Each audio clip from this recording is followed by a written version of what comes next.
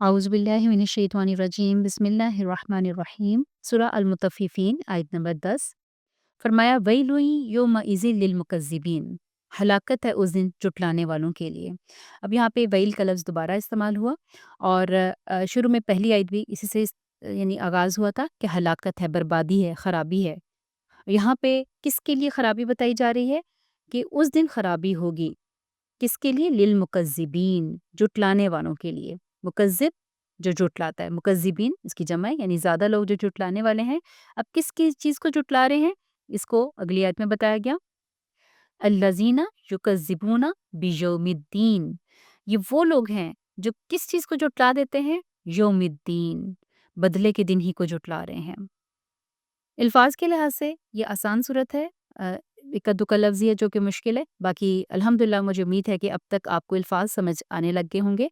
यहाँ पे अल्लज़ीना का लफ्ज़ भी जो पहले कई दफ़ा गुज़रा, युकज़्ज़िबूना ये भी कि वो जुटलाते हैं, बी साथ यौमिद्दीन, ये सारे अल्फाज आप पहले जानते हैं। अब आप देखिए कि जब इंसान जिस चीज़ को पूरी ज़िंदगी जुटाता रहा हो, पूरी ज़िंदगी उसने इसमें सर्व कर दी कि कोई क़यामत नहीं है, कोई दोबारा उठना नहीं है, कोई हिसाब किताब नहीं है, और एक दिन अचानक वो उस दिन में लाके खड़ा कर दिया जाए, अपने रब के सामने जवाबदेही के लिए वो खड़ा हो, तो उसकी हालत क्या होगी? उसके कैसे रोंगटे खड़े होंगे? और आप सोचिए दुनिया में एक इंसान जो है वो अगर किसी यानी उसकी कॉल आ जाए या उसे कहा जाए कि अच्छा आप आएँ ज़रा, हाज़िर हों, ज़रा जवाब दे हों, तो इंसान कैसा उसके जिस्म पे कँपकँपी तारी हो जाती है। तो जहाँ पे कि मामला क्या है कि अपने रब के सामने वो जवाबदेह है। तो ये लोग कौन होंगे जो कि उसी दिन को जुटला रहे हैं। फिर अल्लाह ताला फरमाते हैं कि हर इंसान नहीं जुटलाता, जो सलीमुल फ़ितरत इंसान है, जो गौर व फ़िक्र करता है, जो हक़ तक पहुँच जाता है, वो तो नहीं जुटलाएगा उस दिन को। लेकिन कौन जुटलाएगा? उसकी 2 सिफ़ात हैं उस इंसान की। फरमाया वमा युकज़्ज़िबु, और नहीं जुटलाता बिही इसे, किसको? यानी इस दिन को, इल्ला मगर, कुल्लु हर, मुअतदिन हद से बढ़ने वाला, असीम सख्त गुनहगार। तो मुअतद और असीम ये 2 लोग हैं जो कि इस दिन को जुटला रहे हैं। मुअतद कौन है? मुअतद हद से बढ़ने वाला। अब ये लफ्ज़ अदद से है, आइन, दाद, दाल। तो अदद का मतलब होता है तादाद, गिनती, यानी जो लातादाद ही बुरे अमाल कर रहा है, एक तो ये मतलब। दूसरा ये है कि उसकी कोई हद ही नहीं है। तादाद की अगर बात हो तो उसकी कोई हद ही नहीं है, वो एक्सट्रीम पे ही जा रहा है हर मामले के अंदर। इंतहाई बागी है, इंतहाई फासिक है, इंतहाई हद से गुज़र जाने वाला है। तो कैसा इंसान है? मुअतद, हद से गुज़र जाने वाला। और असीम, ये इस्म से ये लफ्ज़, अलिफ से मीम, इस्म का मतलब होता है गुनाह, लेकिन इसका जो लुग़वी मायनी है उसको आप देखें तो उसका मतलब क्या होता है? ताख़ीर करना, यानी किसी चीज़ को डिले करना। तो इससे नेक अमाल को डिले करने वाला भी गुनहगारी होता है, नेकी की तरफ ना जाने वाला, ताख़ीर करने वाला, वो भी गुनहगार है। और फिर नेकी करने की ताकत रखने वाला, लेकिन फिर भी नेकी ना करने वाला, तो ये भी असीम होगा। और आसिमा जो है अरबी में उस ऊँटनी को कहा जाता है जो तेज़ चल सकती हो लेकिन वो तेज़ ना चले, यानी जानबूझ के वो आहिस्ता चल रही हो। तो इसका मतलब फिर क्या निकलता है कि जो जानबूझ के इंसान सुस्ती का शिकार हो रहा है, डिले पे डिले कर रहा है, नेकी के कामों में पीछे ही रह रहा है, तो ऐसा इंसान फिर असीम होता है। और फिर आप देखिए कि इंसान की जो नफ्स परस्ती है वो भी क्या है? तन आसानी, अपनी उसी बस यानी अपने कंफर्ट ज़ोन से ना निकलना, हार्ड यानी वर्क हार्ड ना करना, क्योंकि हर नेकी भी एक स्ट्रगल माँगती है। तो उसकी स्ट्रगल जो है वो नेकी के कामों के लिए नहीं है। नेकी की तौफ़ीक भी उसी को मिलती है जो इंसान उसकी तरफ फिर कदम बढ़ाता है, अपने लिए एक क्राइटेरिया सेट करता है। तो जो लोग फिर वो नहीं करते तो ज़ाहिर बात है वो फिर उन चीज़ों को डिले करते जाते हैं या उसमें आगे नहीं बढ़ सकते। तो इंसान नेकी कर सकता हो लेकिन ना करे, वो कौन है? फिर वो असीम है। अब ये बंदा अपने ऊपर से ज़िम्मेदारी का बोझ कैसे उठा के फेंकता है, या वो अमल कैसे ना करने की तरफ आता है, जब उसको अल्लाह का कलाम पढ़ के सुनाया जाए तो वो उसके बारे में क्या कह के बात को इधर-उधर कर दे। इज़ा तुतला अलैहि आयातुना क़ाला असातिरुल अव्वलीन। इज़ा तुतला, जब पढ़कर सुनाई जाती है। तुतला तिलावत से है ना, इस लफ्ज़ को भी हम पीछे देख चुके हैं। तो इसका ते लाम वाव इसका रूट वर्ड है। تو تتلا جب پڑھ کر سنائی جاتی ہیں، علیہ اس پر، کیا آیاتنا ہماری آیات. تو اب وہ کیا ان کو نام دے دیتا ہے، قولا کہتا ہے اساطیر الاولین، یہ تو پہنوں کی کہانیاں ہیں. تو یہاں پہ کون سی کہانیاں مراد ہیں، کون سے پہلے والے؟ قرآن پاک میں اگر آپ دیکھیں تو پچھلی اقوام کا کافی تذکرہ ملتا ہے، اور ان اقوام کو اللہ تعالیٰ بطور عبرت پیش کرتے ہیں کہ اگر قوم نوح کی بات ہے، قوم عاد ہے، قوم سمود ہے، قوم لوط ہے، قوم شعیب ہے، تو یہ آپ کو قوم موسیٰ ہے، تو یہ تمام جو ہے اقوام کیوں مل رہی ہوتی ہیں کہ جو کام انہوں نے غلط کر کے برے انجام کو پایا تم اس سے بچ سکو. تو آئی تو وہ اس لیے مثالیں ہیں، اس لیے وہ سٹوریز ہمیں سنائی گئی ہیں. لیکن یہاں پر کوئی انسان جب قرآن پاک کو پڑھے کہ اچھا اچھا اس میں تو کچھ بھی نہیں ہے، یہ تو پہلے وہ لوگ کی چند سٹوریز ہیں جو ہمیں بتا دی گئی ہیں، تو وہ اس طرح کا نام دے دیتا ہے. اچھا اب یہاں پہ الفاظ کو دیکھیے تو اساطیر آپ دیکھ رہے ہیں، اساطیر جو ہے یہ لفظ سین توئیں رے سے ہے، 70. اچھا 70 کا لفظ اردو میں استعمال کرتے ہیں، جی ہاں. 70 جو ہے نا یہ قطار کے لیے لفظ استعمال ہوتا ہے یا لائن کے لیے، یعنی انگلش میں ہم کہیں تو لائنز آپ کہیں گے، قطار.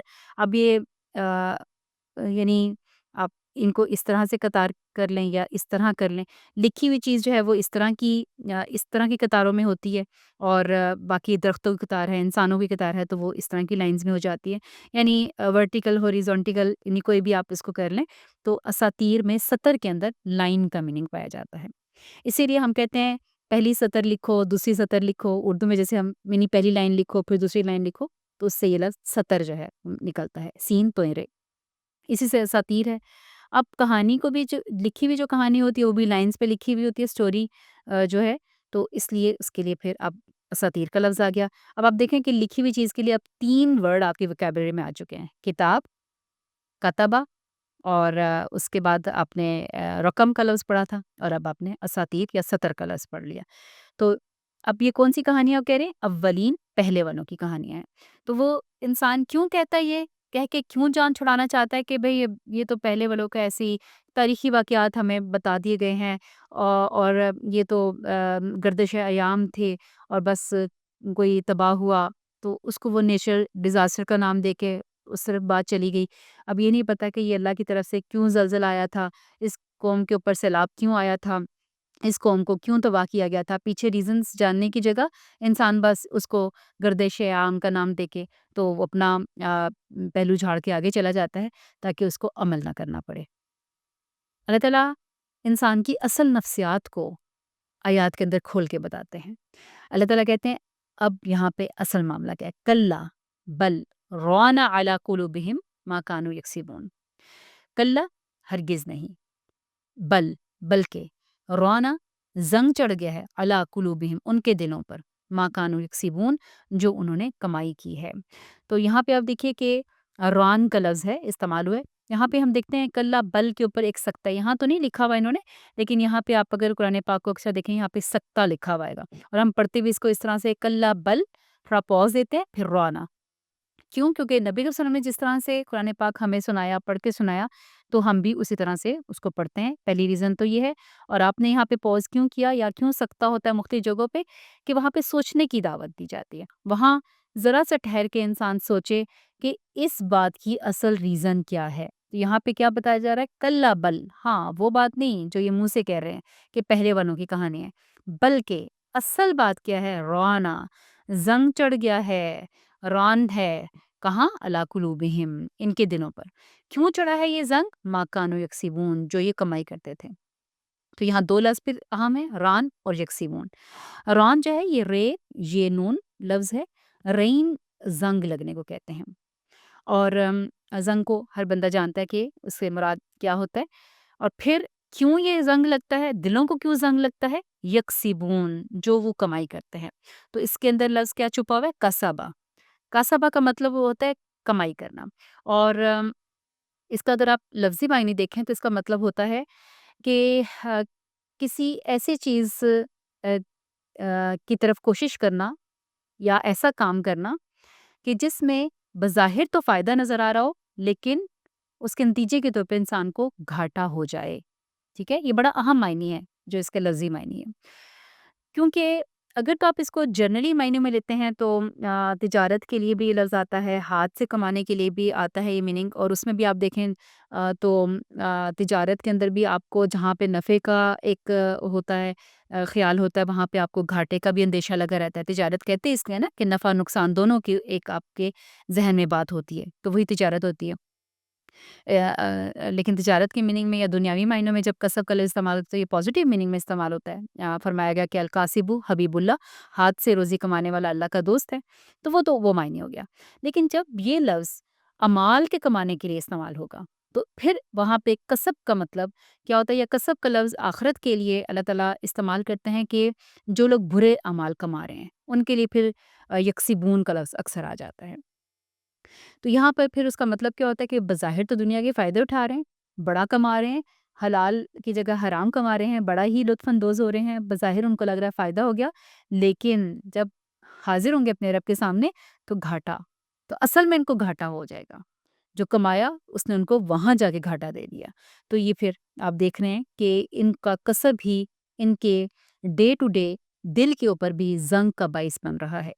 تو جیسے کہ ایک حدیث میں آتا ہے کہ انسان اگر ایک برا کام کرتا ہے تو اس کے دل پہ ایک نقطہ سیاہ نقطہ لگ جاتا ہے۔ اگر تو وہ توبہ کر لیتا ہے تو نہ سیاہ نقطہ مٹا دیا جاتا ہے، لیکن اگر وہ کرتا ہی چلا جاتا ہے تو پھر وہ نقطہ پھیلتا جاتا ہے حتیٰ کہ اس کا سارا دل کالا ہو جاتا ہے۔ تو اسی طرح سے ہم دیکھتے ہیں کہ جو زنگ ہے، دلوں کا زنگ ہے، اس کے لیے ایک اور بھی ہمیں حدیث ملتی ہے کہ آپ وسلم نے فرمایا کہ دلوں کو بھی اسی طرح سے زنگ لگ جاتا ہے جس طرح سے کہ لوہے کو لگتا ہے۔ تو صحابہ کرام نے عرض کیا کہ یا رسول اللہ، لوہے کو زنگ لگے اس کا تو ختم کرنے کا طریقہ ہمیں آتا ہے یا ہم جانتے ہیں، لیکن دلوں کا زنگ کیسے ختم کیا جائے؟ تو آپ سب نے فرمایا دو چیزیں آپ نے بتائی۔ آپ نے فرمایا کہ قرآن کی تلاوت، اور نمبر دو، موت کو کثرت سے یاد رکھنا۔ اور زبردست ہیں یہ دو پوائنٹس۔ جو انسان جتنا زیادہ اس کا قرآن پاک سے تعلق ہوگا، اس کی تلاوت خصوصاً، یعنی ایک تو تعلق ہونا ہوتا ہے، ایک ہے کہ اس کو اپنی زبان سے بھی ادا کرنا، کیونکہ دیکھیں جو چیز انسان ادا کرتا ہے اپنی زبان سے، سب سے پہلے اس کے اپنے کان سنتے ہیں۔ اور آج سائنس بھی کہتے ہیں نا کہ جس چیز کو آپ کے کانوں نے سب سے پہلے سنا، جو آپ منہ سے بار بار دہرا رہے ہیں، اس کا سب سے زیادہ آپ کی پرسنالٹی پہ اثر ہوتا ہے۔ تو قرآن پاک کی تلاوت، ہم تو آج کل کیا ہی کرتے ہوں گے، جب ہم صحابہ کرام کے عمل کو دیکھتے ہیں کہ کوئی مہینے میں قرآن پاک ختم کر رہا ہے، کوئی ہفتے میں کر رہا ہے، تو کوئی 3 دن میں کر رہا ہے۔ تو بہرحال جب پوچھا گیا تو آپ نے 7 دن تک کی اجازت دی کہ 7 دن سے پھر پیچھے نہ آیا جائے، کیونکہ پھر اس کے غور و فکر میں ظاہری بات ہے اس میں تھوڑا سا پھر وہ ہوگا، تو انسان کے دنیاوی کام کاج کے ساتھ، یعنی اس قدر بھی صحابہ کرام تلاوت کرتے ہیں۔ پھر تابعین، تبع تابعین کو ہم ان کے عمل کو دیکھتے ہیں، اور ہم اپنا تعلق دیکھیں کہ وہ قرآن پاک کی تلاوت کے ساتھ کیسا ہے، شاید رمضان کے رمضان، اور وہ بھی سمجھے بغیر۔ اور پھر دوسری طرف موت کو ہم کتنا یاد رکھتے ہیں، موت کو کتنا یاد کرتے ہیں، یعنی اپنی قبر کو، تو پھر تو یہ جتنے گناہ انسان کے خود بخود ہی چھوٹ جائیں، یا ان کو چھوڑنا آسان ہو جائے اگر انسان اپنی موت کو اپنے سامنے رکھے۔ تو بہت زبردست دو حل بتائے گئے ہیں دل کے جو زنگ ہیں ان کو اتارنے کے لیے۔ تو ایک اور جگہ پہ جو چیز ہمیں ملتی ہے کہ دل کا جو زنگ ہے وہ توبہ استغفار سے گزرتا ہے، یعنی جو انسان کثرت سے توبہ کرتا ہے تو دل یعنی دن میں اکثر اوقات ہی وہ توبہ استغفار منہ سے کہہ کے بھی کرتا رہتا ہے، تو پھر ایسا انسان رجوع اللہ کر رہا ہے نا بار بار، تو اپنے گناہوں کو دھو رہا ہے، بار بار توبہ کر رہا ہے، تو کیا ہوگا؟ ظاہر بات دل ساتھ ساتھ صاف ہوتا جائے گا، اور پھر وہ گناہ کی طرف جب بڑھنے بھی لگے گا تو اس کو ہوگا کہ اچھا ابھی تو توبہ کی تھی، ابھی تو پچھلا معاملہ صاف کیا اور اب پھر آگے جا رہا ہوں، تو وہ خود ہی رک جائے گا۔ تو اس لیے ران جو ہے دلوں کو زنگ لگتا ہے۔ زنگ کی خصوصیت کیا؟ دیکھیں یہاں پہ ران کا لفظ آخر کیوں آیا؟ کوئی اور لفظ بھی تو آ سکتا تھا یہاں پر۔ تو زنگ کو اگر آپ دیکھیں تو اس کی دو خصوصیات ہوتی ہیں جو بہت خوفناک ہیں۔ ایک تو یہ کہ زنگ کا جو داغ ہے نا وہ اترتا نہیں ہے بڑی آسانی سے، بڑی مشکل سے اترتا ہے، مختلف کیمیکل سے، مختلف ان چیزوں کو یوز کریں گے تو اترے گا۔ اور دوسری بات یہ کہ زنگ صرف ایک جگہ نہیں رہتا، یہ پھیلتا چلا جاتا ہے، یہ بڑھتا رہتا ہے، حتیٰ کہ بڑھ کے اس چیز کو ہی کھا ڈالتا ہے، حتیٰ کہ اس چیز کو بالکل ناکارہ بنا دیتا ہے، یا ایون بعض اوقات ختم ہی کر دیتا ہے، چیز سرے سے غائب ہی ہو جاتی ہے۔ اگر کپڑے کو لگ جائے، اگر کپڑا پڑا رہے تو حتیٰ کہ وہاں سے ختم ہی ہو جاتا ہے، کپڑا ہی وہاں سے غائب ہو جاتا ہے۔ اور مختلف چیزوں کی آپ حالت دیکھیں تو اللہ معاف کرے کہ اللہ تعالیٰ نے جو لفظ استعمال کیا وہ ایسا ہے کہ اگر وہ دلوں کو لگ جائے اور انسان پھر اس کی صفائی کا خیال نہ کرے تو معاملہ پھر کہاں تک جائے گا، کہاں تک پہنچے گا؟ تو اللہ تعالیٰ ہمیں اپنے دلوں کے زن کو دھونے کی توفیق عطا فرمائے۔ اب یہاں فرمایا گیا کہ ان لوگوں کو جو وہ یکسیبون تھا نا کہ اصل گھاٹا پھر ان کا قیامت کے دن سامنے آئے گا، وہ گھاٹا، یہاں اس گھاٹے کا ذکر ہے۔ فرمایا گیا کلا، ہرگز نہیں، انہم عن ربہم یومئذ لمحجوبون، ہرگز نہیں۔ اصل میں کیا ہوگا ان سے، یہ سمجھنے فائدے کا سودا کر رہے ہیں؟ ہرگز نہیں، یہ فائدے کا سودا نہیں ہے یہ جو کسب کر رہے ہیں، بلکہ انہم، بے شک وہ، عن ربہم، عن ربہم یعنی اپنے رب سے ہی، یومئذ اس دن، لمحجوبون حجاب میں رکھے جائیں گے۔ یعنی اب دیکھیں نا کتنا المیہ ہے نا ایک انسان کے لیے، جب وہ دن آیا جب کہ خدا کو دیکھنا تھا، اپنے پروردگار کو، اپنے پیدا کرنے والے کو، اپنے خالق کو، اس سے ملاقات کا دن تھا، اس کو دیکھ کے آنکھیں ٹھنڈی کرنے کا دن تھا، اتنا بڑا ایک ریوارڈ ملنے والا تھا، تو کچھ انسان اس سے محروم رکھ دیے جائیں تو وہ کیسے انسان ہوں گے؟ اور کون سے انسان ہیں جن کو وہ رب کا دیدار نصیب ہوگا، اور کون سے جن کو اس سے حجاب میں رکھا جائے گا؟